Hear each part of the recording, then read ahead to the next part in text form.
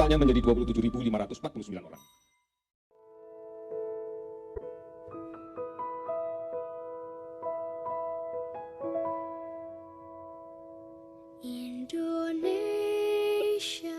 Teman-teman, saat ini negara tidak bisa berpasrah diri saja dalam masalah pandemi.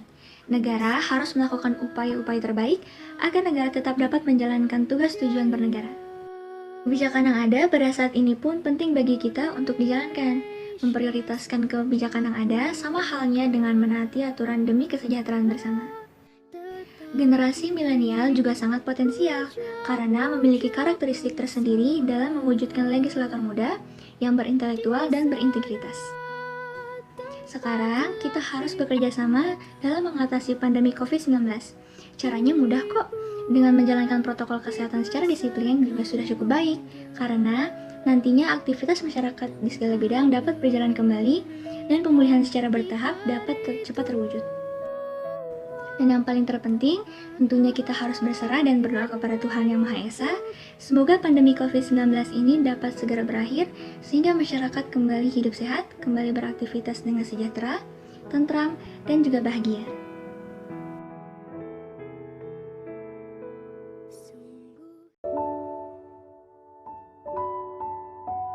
Sebetulnya ada dua sisi yang saling berlawanan. Dari sisi perusahaan, wajar atau manusiawi saja.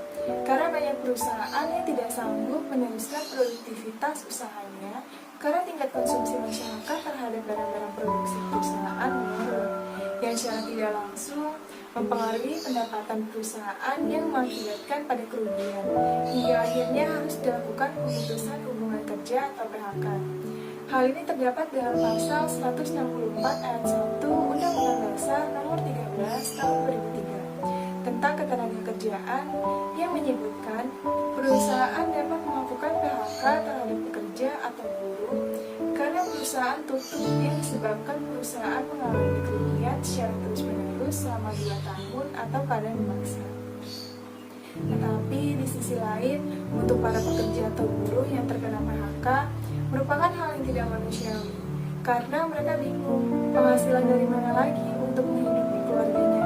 Apalagi di saat pandemi, pemerintah menerapkan kebijakan PSBB yang menyebabkan masyarakat memiliki keterbatasan untuk memenuhi kebutuhan hidup sehari-hari. Berdiam diri di rumah secara terus-menerus juga tidak mungkin dilakukan, bukan? Karena ada banyak hal yang wajib dilakukan, terutama kepala keluarga yang ingin mencari nafkah.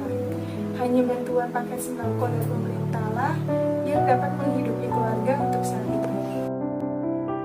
Perhatian wakil rakyat terhadap pengusaha kecil di masa COVID-19. Jumlah UMKM di Indonesia yakni sebesar 64,19 juta, di mana komposisi usaha mikro dan kecil sangat dominan, yakni 64,13 juta atau sekitar 99,92% dari keseluruhan sektor usaha. Pandemi COVID-19 telah memberikan dampak buruk terhadap UMKM. Sesuai rilis kata data Insight Center atau KIC, mayoritas UMKM 82,9% merasakan dampak negatif dari pandemi ini, dan hanya sebagian kecil 5,9% yang mengalami pertumbuhan positif. Lalu apa peran pemerintah untuk menangani ini? Pemerintah telah menyediakan insentif dukungan bagi UMKM melalui program Pemulihan Ekonomi Nasional atau PEN di tahun 2020 dan dilanjutkan di tahun 2021. Realisasi PEN untuk mendukung UMKM sebesar 112,84 triliun rupiah telah dinikmati oleh lebih dari 30 juta UMKM pada tahun 2020. Sementara untuk tahun 2021, pemerintah juga telah menganggarkan PEN untuk mendukung UMKM dengan dana sebesar 121,90 triliun rupiah. Pemerintah juga terus berupaya mendorong para pelaku UMKM untuk on-board ke platform digital melalui program Gerakan Nasional Bangga Buatan Indonesia atau Gernas BBI, di mana hingga akhir 2020 sudah terdapat 11,7 juta UMKM yang onboarding. Diharapkan pada tahun 2030 mendatang jumlah UMKM yang go digital akan semakin banyak. Lalu di samping itu, pemerintah juga mendorong perluasan ekspor produk Indonesia melalui kegiatan ASEAN Online Sale Day atau AOSD di tahun 2020. Dari 64,19 juta UMKM di Indonesia, sebanyak 64,13 juta masih merupakan UMK yang masih berada di sektor informal, sehingga perlu didorong untuk bertransportasi ke sektor formal. karena itu, pemerintah berusaha mengakomodir hal tersebut melalui penyusunan UU Cipta Kerja yang telah disahkan pada tahun 2020. Salah satu substansi yang diatur dalam UU Cipta Kerja adalah mengenai kemudahan, perlindungan, dan pemberdayaan UMKM. Pemerintah berharap melalui UU Cipta Kerja ini, UMKM dapat terus berkembang dan berdaya saing. Selanjutnya, apakah benar bisnis PCR di Indonesia? Bisnis PCR diketahui merupakan bisnis yang menggiurkan di tengah pandemi. Koalisi Masyarakat Sipil untuk Kesehatan dan Keadilan menyebutkan perputaran uang dalam bisnis tersebut sedikitnya mencapai 23 triliun. Total potensi keuntungan yang didapat lebih dari 10 triliun. Kebijakan penggunaan dan harga PCR yang dikeluarkan pemerintah juga diduga memiliki keterkaitan dengan kepentingan bisnis. Koalisi misalnya menduga penurunan harga merupakan akibat dari alat tes PCR segera memasuki masa kadaluarsa. Selain itu, harga komponen PCR beserta alasan menurunkannya dinilai tertutup sehingga menimbulkan kecurigaan akan adanya kepentingan bisnis. Akan tetapi, hal tersebut dibantah oleh PT Genomics Solidaritas Indonesia, perusahaan penyedia tes COVID-19 yang dikaitkan dengan Erick Thohir hingga saat ini hanya melakukan 700.000 tes PCR. Angka itu hanya sekitar 2,5% dari total tes PCR di Indonesia yang sudah mencapai 28,4 juta, dan dari Pak Luhut hanya memiliki saham kurang dari 10%. Di Toba Bumi Energi, anak perusahaan Toba Bara Sejahtera yang ikut menggenggam saham di PT GSI. Dan di perusahaan tersebut juga ada 9 pemegang saham yang berinvestasi di GSI dan keduanya hanya memiliki persenan yang kecil. Selain isu bisnis PCR saat pandemik, ada pula bisnis alat antigen bekas yang ditemukan.